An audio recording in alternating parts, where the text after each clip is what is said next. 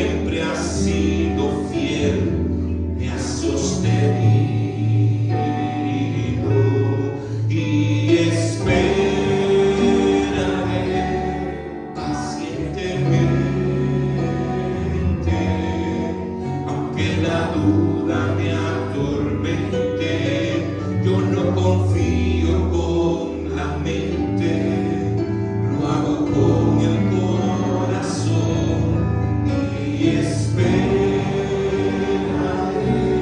en la tormenta, aunque tardare en tu respuesta, yo confiaré en tu providencia, tú siempre tienes el control. Vamos a leer el Salmo número 13. En el nombre del Padre, del Hijo y del Espíritu Santo leemos la palabra del Señor y dice así. ¿Hasta cuándo, Jehová, me olvidarás para siempre? ¿Hasta cuándo esconderás tu rostro de mí? ¿Hasta cuándo pondré consejos en mi alma, con tristeza en mi corazón cada día? ¿Hasta cuándo será enaltecido mi enemigo sobre mí? Mira, respóndeme, oh Jehová, Dios mío. Alumbra mis ojos para que no duerma de muerte. Para que no diga mi enemigo, lo vencí. Mis enemigos se alegrarían si yo resbalara. Mas yo en tu misericordia he confiado.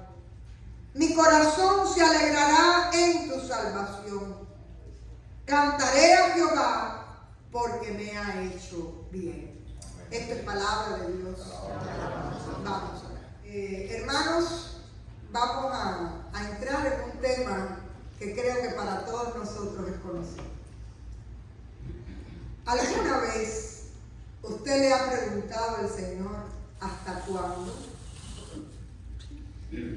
¿Alguna vez o con cuánta frecuencia le preguntamos al Señor hasta cuándo?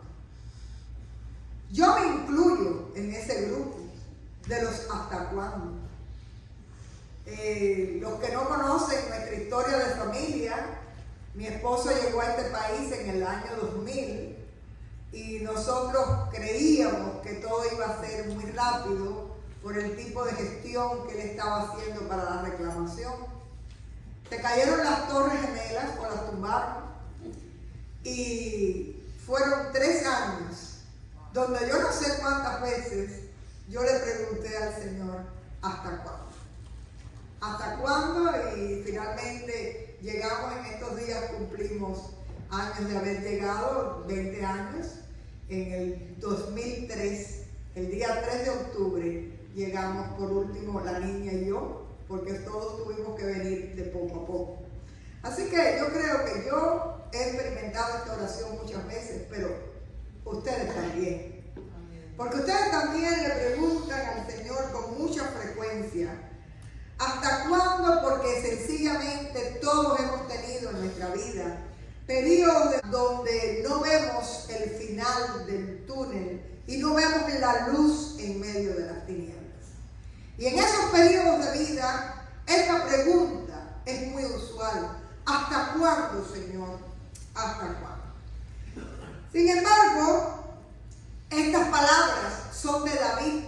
Y si ustedes se dan cuenta y mantienen su Biblia abierta, van a darse cuenta que se repite una y otra vez esta frase. Porque en tiempos difíciles, en tiempos de larga espera, aunque David era un hombre conforme al corazón de Dios y una persona habituada a la intimidad con el Señor, también hay momentos como David que tú y yo sentimos que la espera se hace demasiado larga.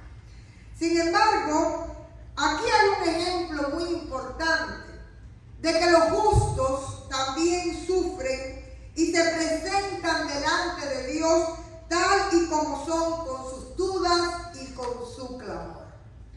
Hay una teología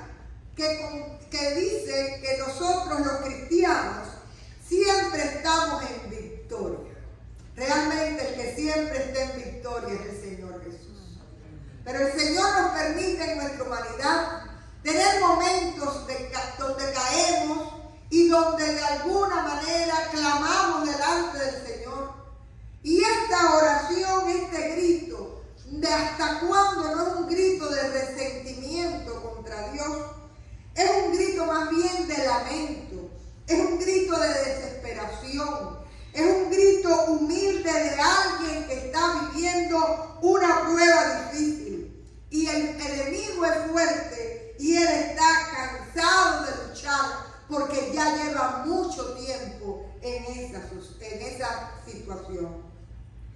Y en medio de ese sufrimiento, el salmista acude a Dios y le muestra su impaciencia por esa prueba tan prolongada. Y vamos a ver las preguntas que le hace el salmista a Dios. Y en cada una de ellas, si ustedes se fijan, va a comenzar con ¿hasta cuándo? Y la primera pregunta dice: ¿hasta cuándo, Jehová, me olvidarás para siempre? Y ese hasta cuándo, que se va a repetir 4 veces, realmente lo único que nos muestra es que la espera es demasiado larga y que la carga es demasiado pesada. Pero esta pregunta de ¿me olvidarás para siempre? Me llama la atención, porque no es me olvidarás, sino es para siempre. Aquí en mis papeles lo puse en rojo, porque él de alguna forma siente que Dios está en silencio, que Dios no está, es lo que se conoce como el abandono de Dios, que Dios no le recuerda y que de alguna forma se ha olvidado de él. Él siente la angustia porque no siente la presencia de Dios como él estaba acostumbrado a sentirla. No ve la mano de Dios como él ha estado acostumbrado a ver la mano de Dios obrar. Pero desde su fe, aunque no siente a Dios, sabe que Dios está ahí y que él puede hablar con el Señor. Y ahí viene a clamar porque sabe que hay un Dios que siempre escucha. Él se siente espiritualmente en decadencia, se siente frío, se siente solo, pero la fe, y esto es importante que lo subraye, la fe no es sentir, la fe es saber que aunque tú no sientas a Dios, Dios está contigo y para ti. Y a Dios sea la gloria. Jesús mismo vivió esa experiencia en la cruz. Cuando Jesús grita en el madero: Dios mío, ¿por qué me has abandonado?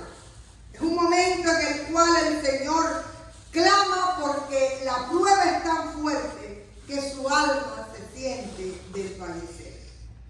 Y la pregunta que le hace el salmista es: ¿me olvidarás para siempre?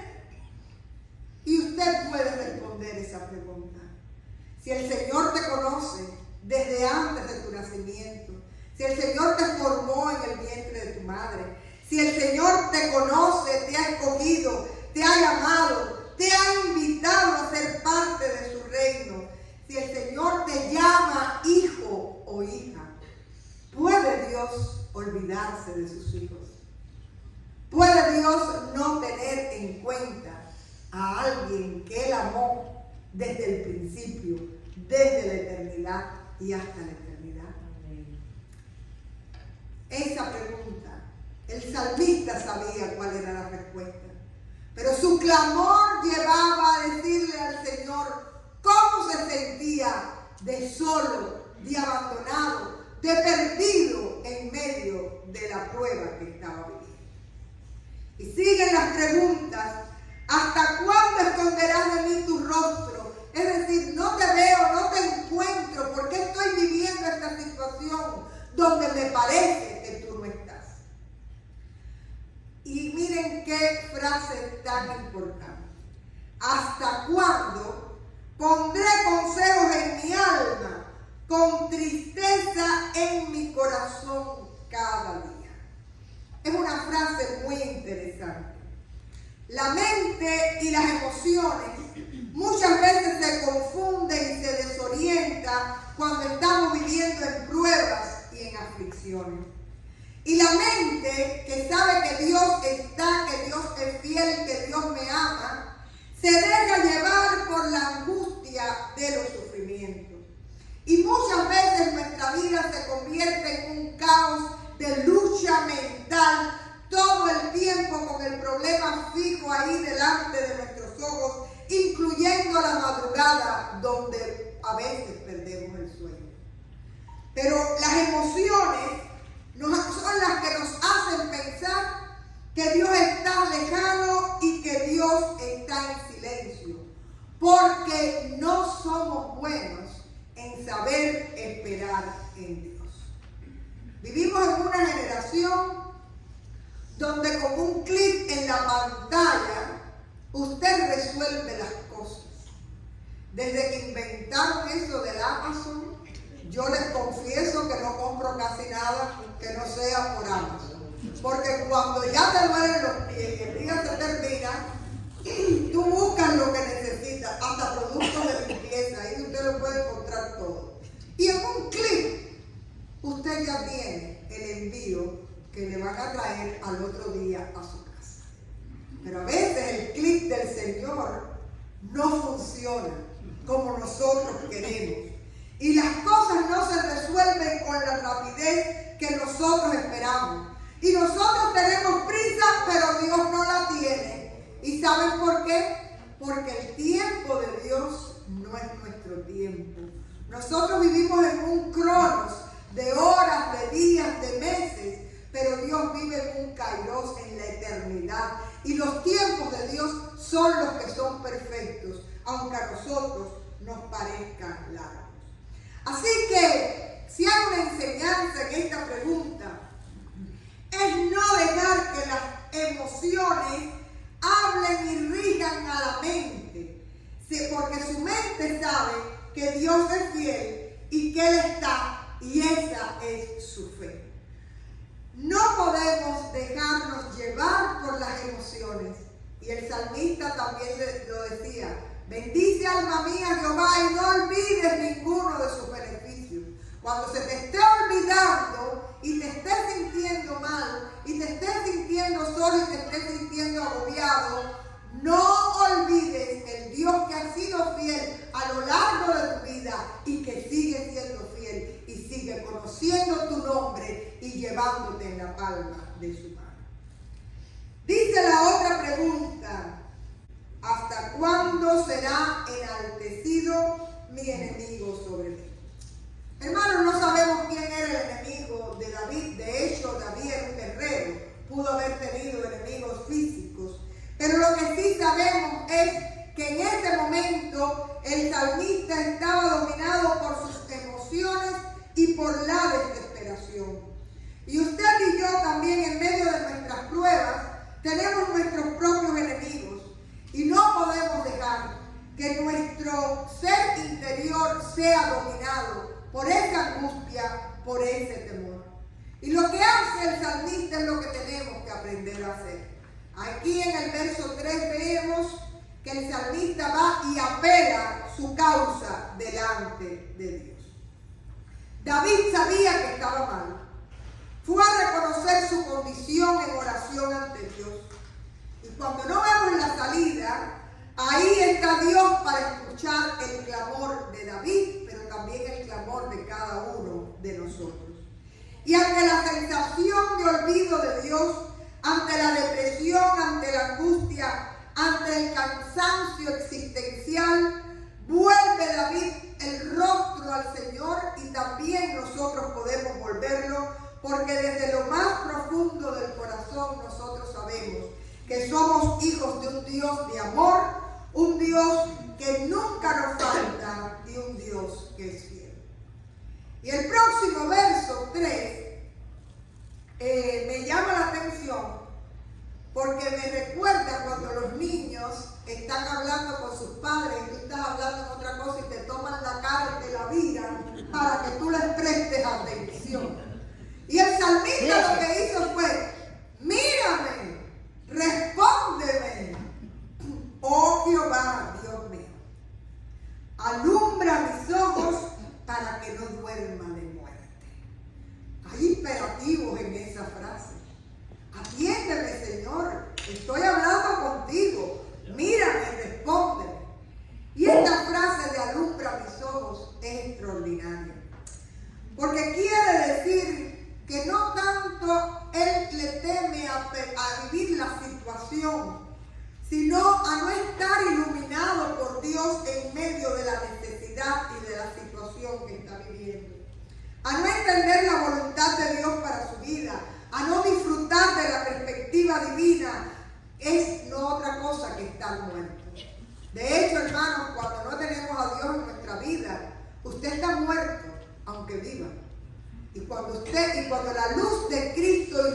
ilumina tu corazón, ilumina tu vida, tú conoces realmente lo que es la vida abundante y verdadera. Así que por eso Él dice, voy a dormir en muerte si tú no alumbras mis ojos. Y esta frase que Él está diciendo, alumbra mis ojos para que no duerma en muerte, no es otra cosa que le está pidiendo que lo vivifique, que lo llene de su espíritu, que lo levante en su poder, que le devuelva el brillo a los ojos. Ustedes no han visto que los ojos son el espejo del alma, y que cuando la gente está muy triste, los ojos pierden el brillo. Ahí le está pidiendo, devuélveme ese brillo en mis ojos, alumbra mis ojos, alumbra el propósito que tú tienes con que yo viva esto. Indícame, Señor, cuál es tu visión, dame tu gozo, deja que mis ojos reflejen el alma y la mente confiada en el Señor. Y no hay otra cosa, hermanos, más linda que saber que el Señor puede transformar mis tinieblas en luz y en esperanza. Y damos la gloria al Señor. Y usted puede hacer suya esa frase: el Señor transforma mis tinieblas en luz y en esperanza para su gloria.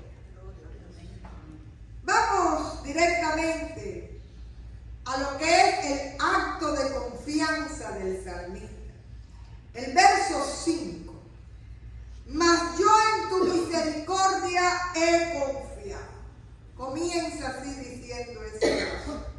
Quiere decir que él no ha confiado en lo que él ha hecho para recordarle a Dios, oye, acuérdate que yo te he sido fiel. Él no ha confiado en lo que él es, en el rey de Israel.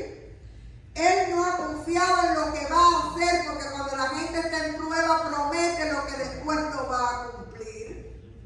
¿Ustedes lo sabían? Así que no prometan mucho. Él está confiado sencillamente en aquello que no cambia, que no varía, y es en la misericordia y en la gracia de Dios. Dice, mas yo en tu misericordia he confiado y mi corazón se alegrará en tu salvación. Es el mismo personaje que ha comenzado clamando. ¿Hasta cuándo? ¿Y cómo ahora puede hablar de que hay alegría en su corazón? Hay gozo, no por las circunstancias que está viviendo, sino es el gozo de la prueba de saber que no está solo y que el Señor es el Dios de su salvación. David sabía en quién había creído. Él podía estar abatido por sus enemigos, y los enemigos pueden ser cualquiera. Puede ser una enfermedad difícil, puede ser una situación económica difícil, una bancarrota, puede ser una ausencia de trabajo, puede ser el abandono de seres que usted ha amado, puede ser la muerte de personas que han partido, pueden ser situaciones de vida de toda índole, incluyendo las relaciones con aquellos que le son cercanos y que a veces son difíciles. Pero su vida está confiada en un Dios que es amor, y que aunque usted tenga que batallar con esos enemigos, no le abandona y es un Dios constante. Hay una anécdota de un evangelista muy reconocido que dice que iba con un amigo y se encuentra una veleta que decía Dios es amor. Y él le dijo al amigo que esa frase estaba mal puesta en la veleta, porque la veleta era inconstante. La veleta se movía constantemente, mientras que el amor de Dios era sólido, estable. Entonces, el amigo le dijo, yo realmente estoy en contra de lo que tú piensas, porque yo entiendo con esa frase en la veleta que para donde quiera que sople el viento en mi vida, Dios es amor y me ama. Cualquiera que sean las ráfagas que vengan a tu vida, cualquiera que sean las tormentas que vengan a nuestra vida, Dios es fiel y Dios nos ama. Y eso es lo único que usted tiene que tener seguro en su corazón, porque sobre esa verdad está enclavada su fe. Así que el Señor, que de alguna forma al principio del Salmo parecía que estaba ausente, ahora el salmista le da toda la gloria y dice: tú me haces llenar de gozo, porque yo en ti tengo el regalo de la salvación. Y hermanos, nunca pongan en duda esa verdad espiritual, porque el Señor en la cruz del Calvario, allí en sus manos perforadas, tenía tu nombre para redención, y a Dios sea la gloria. Así que termina el Salmo con un verso hermoso: cantaré a Jehová porque me ha hecho bien. ¿Cuántos pueden decir amén? Amén. Jehová me ha hecho bien, el Señor me ha hecho bien. Cuando todo parece perdido, el Señor nos hace cantar por la fe y por la seguridad que podemos tener en Él. Y la alabanza es como la fe, no es por vista, es por fe. Usted sabe que en quién está esperando y usted sabe que hay una respuesta de parte de Dios en su sabiduría y en su tiempo. Y es un canto de salvación, es un canto incluso aunque usted no vea la respuesta. Es un canto que activa el reino y crea una atmósfera de adoración en medio de la prueba. Y de alguna forma en medio de la prueba, cuando usted alaba al Señor, usted siente la paz de Cristo en su ser. Así que aquí el salmista nos recuerda que Dios es bueno, que Dios nos ha hecho bien. Y el mayor bien que Dios nos ha hecho fue haber enviado a Jesucristo como Salvador de nuestra vida. Por eso no importa que el Señor tarde, lo importante es que nosotros sepamos y aprendamos a esperar en Él y a someternos a su señorío. Yo quiero cantar de la misericordia del Señor. Yo quiero reconocer que Dios es un Dios presente y que yo le pertenezco. Él es mi Dios y yo soy suyo. Yo quiero de alguna forma que el tiempo de clamor que yo pueda tener sea bajo la sombrilla de la esperanza y de la gracia de saber que tenemos un Dios fiel. Y que aunque en un momento determinado no podamos encontrar su rostro, en medio de la confusión, en medio de la ansiedad, en medio de la angustia, mis esperanzas se pueden fortalecer solamente cuando le adoro y reconozco que Él está en mi vida y Él es fiel. Este salmo, hermanos, para concluir, no es otra cosa que un acto de fe. Un canto por lo que usted espera de la bondad del Señor. Un canto que le recuerda la bondad del Señor en otro momento de su vida. Y que sabe que una vez más el Señor se va a glorificar en las situaciones que usted le pone delante. En los tiempos largos de espera, en los tiempos largos de prueba, recuerde salir de la primera parte del Salmo, de la época de las quejas y de las preguntas difíciles al Señor, del hasta cuándo, Dios mío, y llénese del espíritu del salmista al afirmar su fe en las misericordias de Dios. Llene su boca de alabanza y recuerde la bondad del Señor, y que los cánticos en medio de la prueba usted verá que van a ser cánticos de liberación para su espíritu y para su corazón. Es un salmo que nos enseña a buscar a Dios con humildad, a tener sed de escucharle, de dejarnos ministrar y de aceptar sobre todo que le necesitamos, no solo en los momentos difíciles, sino también en los momentos de bonanza. Necesitamos a Dios sin ponerle condiciones y sin juzgarle, solo reconociendo que Él nos ha hecho bien. Yo he estado usando la Reina Valera en todo el Salmo, pero quiero dejarles cómo lee la Nueva Versión Internacional estos dos últimos versos. Porque yo confío en tu gran amor. Mi corazón se alegra en tu salvación. Cantaré salmos al Señor porque has sido bueno conmigo. ¿Podemos repetirlo? Cantaré salmos al Señor porque ha sido bueno conmigo. A Dios sea la gloria. Qué lindo poder tener a Dios en nuestras vidas. Oramos.